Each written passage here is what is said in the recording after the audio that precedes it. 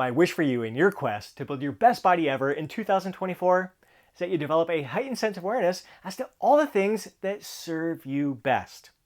For example, if you happen to slip up on your diet, I would like to see you have a heightened sense of awareness as to why you made the choices that you made, and really having that heightened sense of awareness that it was your choice. Yes, we're going to be in some situations that make it a lot more difficult, a lot more challenging to make the choice that's going to serve us best in that moment, but ultimately it comes down to your choice. No one else is forcing you to have an extra drink of alcohol. No one else is forcing you to have extra food and stuff yourself silly. It really comes down to your choice. So why did you make the choices that you made?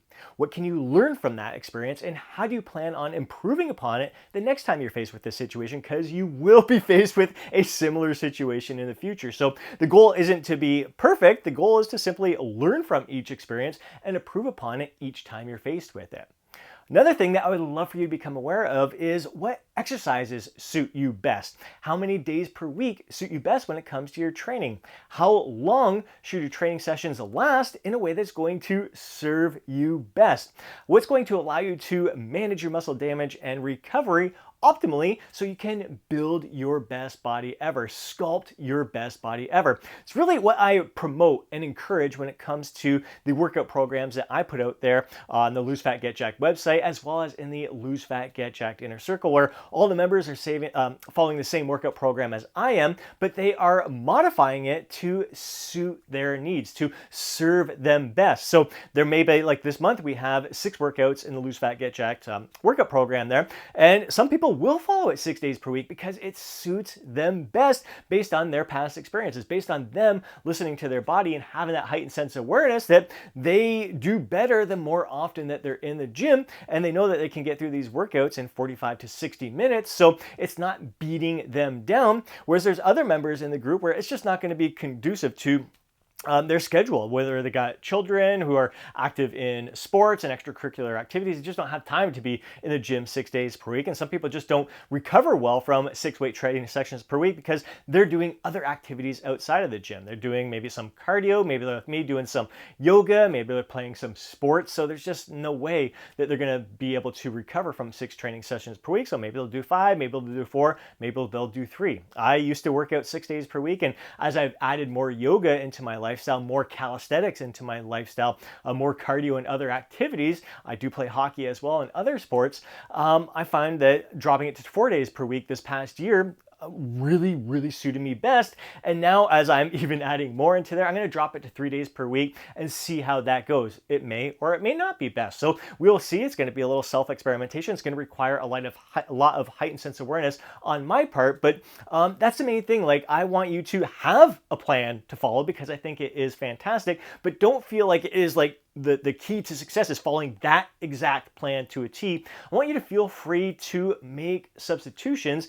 subtle little adjustments in a way that's going to serve you best. When it comes to sleep, this is a huge area where a heightened sense of awareness can really serve you well because so many people are sleep deprived and they don't realize it. They will get like maybe 5.5, 6 hours sleep, and like, you know what, I get through my day, I'm just fine. I do well with 5.5, 6 hours sleep. Really kind of fooling themselves because it happens time and time again with a lot of my coaching clients where I'll encourage them to get like 7 hours of sleep at least, and they work themselves up to 8 hours of sleep, and like, oh my God, like I thought I was doing fine with 6 hours of sleep, and now that I'm getting 8, I'm like thriving. Like, I have so much energy. My mood is so much more positive. I have a lot more focus and mental clarity and more productive through the day, which gives me more time. I get stuff more done in less time, which frees up more time for me to live an even more active lifestyle or get a little bit more sleep there. So have that heightened sense of awareness as to how your sleep impacts you. I know for myself personally,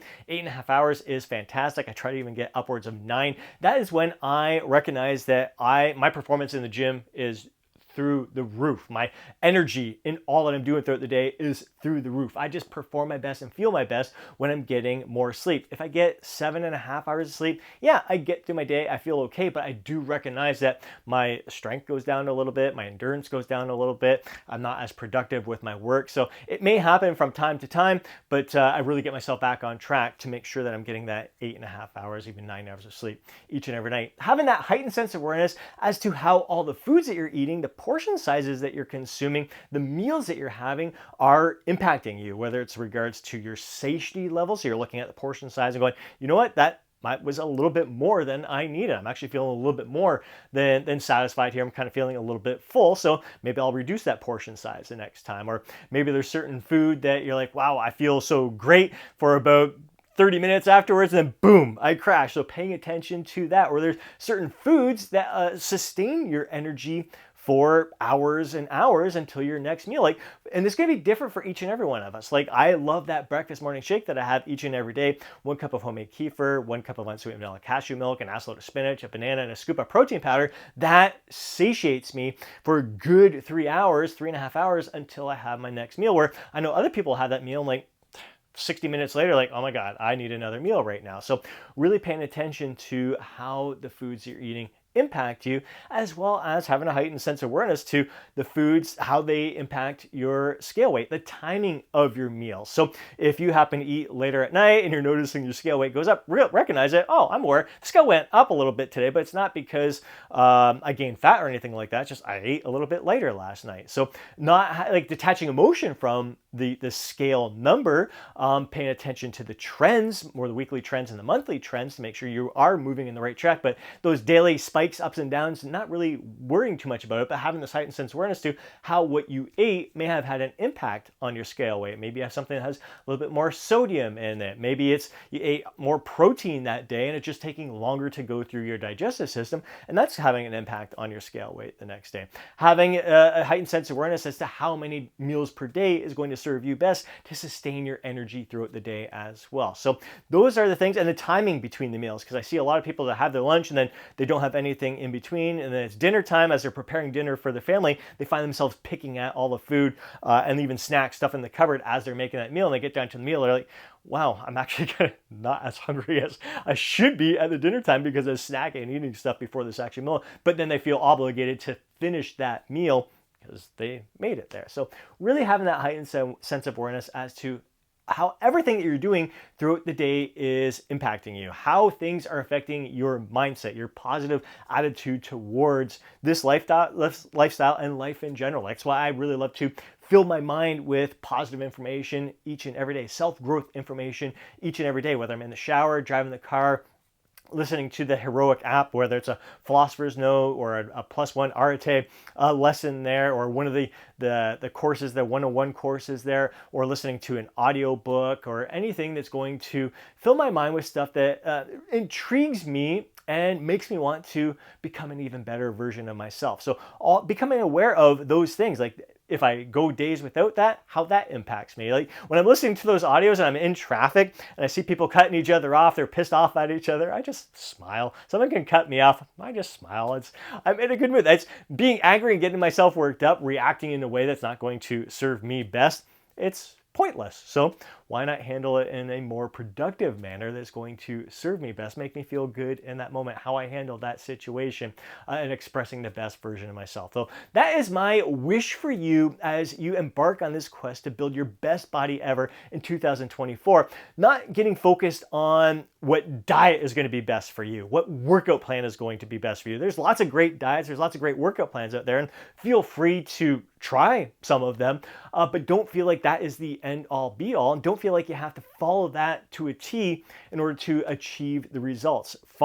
You find something that does kind of resonate with you, make subtle little adjustments that's going to suit you, your personality, your preferences, your lifestyle. You can really stick with this for the long term. So you're not just going to experience a 12-week transformation. We want a 12-month transformation and really setting the stage for 12 years and decades to come here. So really embarking on a successful, process-focused, goal-driven task here that we're embarking on.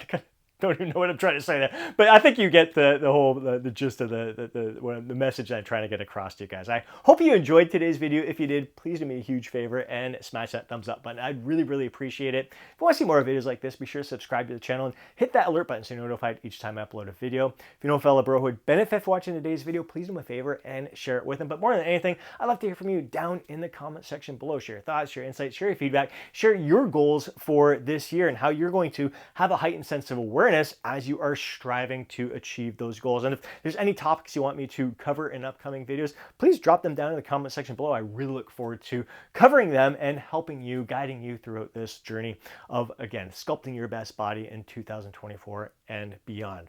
Have yourself an amazing day. Catch you in the next video.